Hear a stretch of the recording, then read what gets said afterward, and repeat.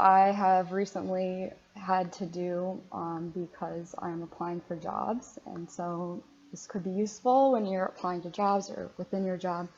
Talking about your experience, I know a lot of people did global English camp and are working on different internship teams. But yeah, so this will just be a brief presentation on that. It can't cover everything. The first part would be like distinguishing between ESL and EFL. And these are like two of the most common terms you might hear. And I'm sorry if this is redundant if you already know the difference, but ESL is used to talk about teaching English to learners who are in a country that is primarily English speaking. So this usually you might hear about in like in like America or something. And then EFL is teaching English to learners in a country where English is not their primary language, but like we're doing online teaching, so we're teaching English to Japanese students, so that would be EFL experience. And sometimes people use them to refer to a different one, and you don't have to like be like, oh, that's different, but it's good to know the difference, because like actually on one of my job applications it asked me if I had ESL experience, and I mean I haven't taught ESL in like a school setting, but I could still talk about my experience and just be kind of clear with the language that I'm using. So this might be helpful for you. And why do these terms matter? Well, there are different certifications that may be required for students and the teachers, like students who are taking exams to teach to study in like a primarily English speaking country. And also for teachers, if you want to teach English, EFL, there's like less certifications than with ESL, because if you want to teach in a classroom in like the US or the UK, you need like a teaching certificate. And also why, where, and how English is taught can differ. So why are you teaching the English? Is it for what age? And sorry, one second, my notes went away. And where you're teaching it, in a classroom, or are you just teaching online? And then how the English is taught is going to change based on why you're teaching it and where. And it could also be specialized, like business English and that sort of thing. So there's a lot of terms we'll go through, but it's kind of overwhelming. And what are the issues and limitations with these terms? Like a lot of the time when talking about ESL, many students, English may not be their second language, it might be their third or fourth language. So saying ESL, many people will say it is not accurate and maybe a little disrespectful to the students who are learning English. And then with EFL, learning English as a foreign language, there are different countries that use English primarily, but are not that are not like the US or the UK. And so saying EFL just might be a little confusing or vague. All right, let's see if I talked about that. And then ESL can include so many different people. So it could include immigrants to a country. It could include people who were born in the country that was primarily English speaking. But the family might not speak a lot of English. And then there are students who may only speak English who are in ESL classes if they have a learning disability or something, and they will be included in this group, but the terminology is not as inclusive. So the next slide is going to talk a little bit about maybe some more inclusive terminology. Obviously, there's limitations with everything, but English to speakers of other languages is one that you might hear. It's definitely one of the most popular ones, especially when you add TESOL, teaching English to speakers of other languages. This is one I had not heard of until more recently, and I think it's a little bit more broad. And then FLNE, first language, not English. So this one, instead of saying English as a second language, is first language, it's not English.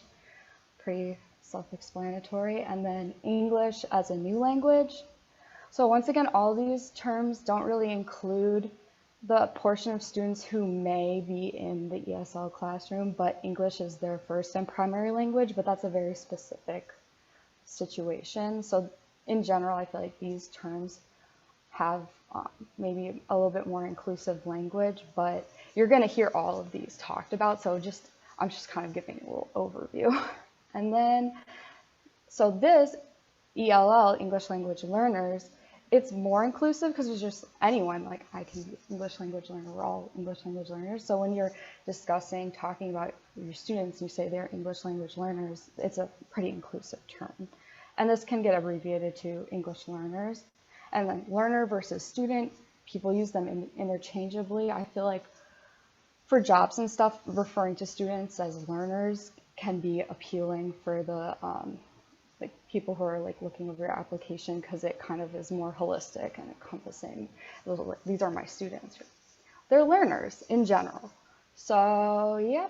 And then the last one that I recently learned about is another acronym, CLD, culturally and linguistically diverse. I feel like this is very positive, centered wording around students. Like we all have different cultural and linguistic backgrounds. So referring to students who are in ESL classrooms instead of saying an ESL student, which can be a little bit of a kind of negative connotation, saying my CLD student, culturally and linguistically diverse student, has a positive sort of approach. But you know, this is all subjective. And then I'll briefly talk about teaching English to speakers of other language versus TEFL certification. So Come On Out offers TEFL certification, but TESOL, teaching English to speakers of other languages, includes EFL, and like it's a more broad certification, so you can teach EFL and ESL kind of, but it's definitely very similar to getting a TEFL certificate, and a lot of them are interchangeable. To teach in primarily like an English-speaking country, there are a lot more requirements, and you will need to be like endorsed, and you will need like a teaching certificate, so you need to go to school and get a teaching certificate. But you're probably not like thinking about that if you're doing this internship, I don't know, because we offer TEFL, and that allows you to do what we do, which is teach English to learners who are in a country where English is not the primary language. And you probably want to look for accreditation for either of these certificates, and preferably the accreditation is international. You can kind of like look up what that means, but just accreditation means like a group of people looked over it and thought that the curriculum was appropriate, but the accreditation is not like standard. So, you know, it could say it's accredited, but that doesn't mean specifically that the curriculum used is necessarily good. So it's just something to keep in mind. I think our TEFL is OTSA accredited. There's like different levels of accreditation, but an accredited one is probably preferable to one that is not. And then other terminology, I'll just really briefly go over this. English language development is one term to describe working with students who are learning English. English language teaching, you might want to, if you're talking about your teaching, say ELT.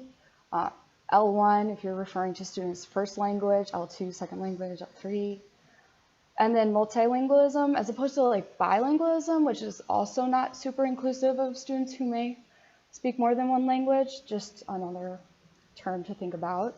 And I like this diagram because it kind of goes over some different ones. And also teaching English to young learners. So if you're talking about your teaching experience, you probably want to include what age range you're talking about. Young learners sounds good, then like maybe better than children. I don't know, but it's whatever you prefer. And then the last part I'm going to talk about is very popular to talk about now today in the education world. It's culturally responsive teaching. Culturally responsive teaching just helps you to examine your biases and examine your curriculum to make sure it is for everyone. And so this woman, Zaretta Hammond, wrote a nice book on culturally responsive teaching and the brain, promoting authentic engagement and rigor among culturally and linguistically diverse students. It's on my reading list, I'll let you know, but she has a lot of great information on culturally teaching. So just being inclusive in your teaching. You could take a implicit biases test to kind of, we all have biases. So you gotta like actually work with them instead of just saying, well, I do have them. What are you gonna do about it? And then does your curriculum have barriers to learning? How can you remove those barriers to learning? If you're requiring students to do something at home, do they have to print it out? Do they need materials? Do they need time? Do they need somebody else to help them with the learning? And then learn about students' cultural background so you can bring that into your classroom. But culturally responsive teaching itself is less about tying lessons to students' culture and more about mimicking students' cultural learning styles. For instance, a lot of other cultures use oral traditions to communicate. So Zaretta Hammond talks about how you can incorporate oral traditions in their learning. I did not go do the whole slide, but here's the next one. So she talks about using games, socializing students, getting students to talk to each other and just learn from each other, and memory strategies, and also like the communal learning aspect, and then stories being a really key part in like communicating with students, like using narratives to help students make those connections. And then tying learning to students' prior knowledge, so not just teaching the content, but what do they know that they can connect that to, and making community connections so that students feel like their learning is not just simply in the classroom, or it ties into their community. So that's a little bit about culturally responsive teaching, just to get you thinking about it. But if you want to learn more, I have like a bunch of links at the bottom. So the 3 takeaways from this very short presentation is, yes, the terminology can be overwhelming. You're not going to remember it all, but the goal is just to expand our perceptions about what teaching English learners looks like and how we talk about it, and our approach to teaching matters maybe more than we realize. So that's it. That's the presentation. I hope I didn't go over. I'm really sorry. Yay. Okay. That was fantastic. Thank you so much. And no, you didn't go over. You were all good. And I think needed the time to explain everything. Very complicated thing to describe in a short amount of time. So you did a great job of that. Thank you so much. And yeah, it's super interesting. Does anyone have any questions for Lexa? Yes, I was just really curious about your opinions on teaching English dialects to English language speakers. I know it's kind of a controversial topic.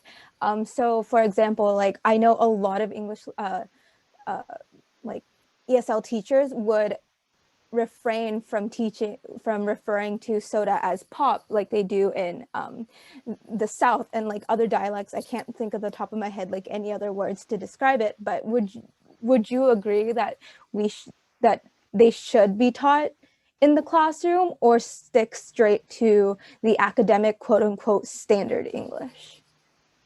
I think that's pretty like situational. I think, I look at myself as like a white teacher. I'm not going to try and relate to my students by using like any sort of dialects that are not my own cultures. So it's just like being authentic to yourself, but also like relating to your students. So if that is something that you want to cover in your curriculum, just being authentic with yourself, and but not like trying to relate by like acting like something that you're not. So, it's just, in my opinion, I don't think you can't not talk about things or like teach things that would interest your students, but you just got to be authentic about it and give it the space that it should have. I don't know if that makes sense. Okay. Good question and good answer. Yeah. And I know, Lexa, we talked about this when you were creating this presentation, and I think it's going to be I mean, if we are able to and allowed to, and you're okay with it, to super helpful for our TEFL graduates. And quite frankly, even though I work for, and we all do, in a TEFL-based company, I didn't know a couple of those acronyms. And so I really appreciate that. I was Googling at the same time. I was like, oh my God, I didn't know this. Thank you for being so thorough and comprehensive, like Gwen said as well, in such a short time. I think that was Well, there great. are more if you really want I figured there's look more. into it. I mean, to be able to provide that to graduates, since you're right, like you get the TEFL certificate and you're kind of just focused on that, on TEFL, right? And you're not thinking about all these different terminologies. And here's a selfish question. Do you by chance have that book on ebook? The culturally responsive. I haven't looked into it. I was gonna order it, like, to have, yeah, like, I've always heard about it, and so when you brought it up, I was like, oh my God, I always like had that on my list to read, and I never did. I'll let you know. Okay, thanks. I was just trying to sneak in there and grab it before I forgot. Sorry, I'll look into it for you. We'll all share it. We can all go in on a copy, because I'm really interested in reading, in finally reading that too. So anyways, that's all I wanted to say, and thank you. How did you, I think you might have covered this, but how did you find that book? And is there like a specific thing that made it stand out from other similar books with similar content? Well, so I've been like looking into culturally responsive teaching practices, like, I guess for a while, but when I started doing this presentation, I wanted like tangible, like I'm just beginning, like I don't feel like as a teacher that I'm as knowledgeable as I should be. But then when I was doing this presentation, I was like, well, I want some concrete ideas.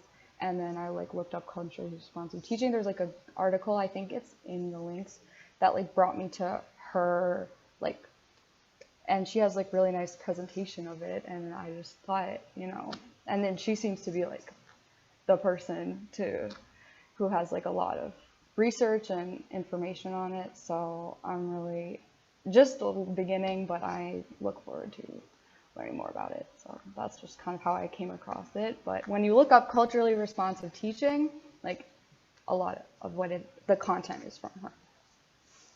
Very cool.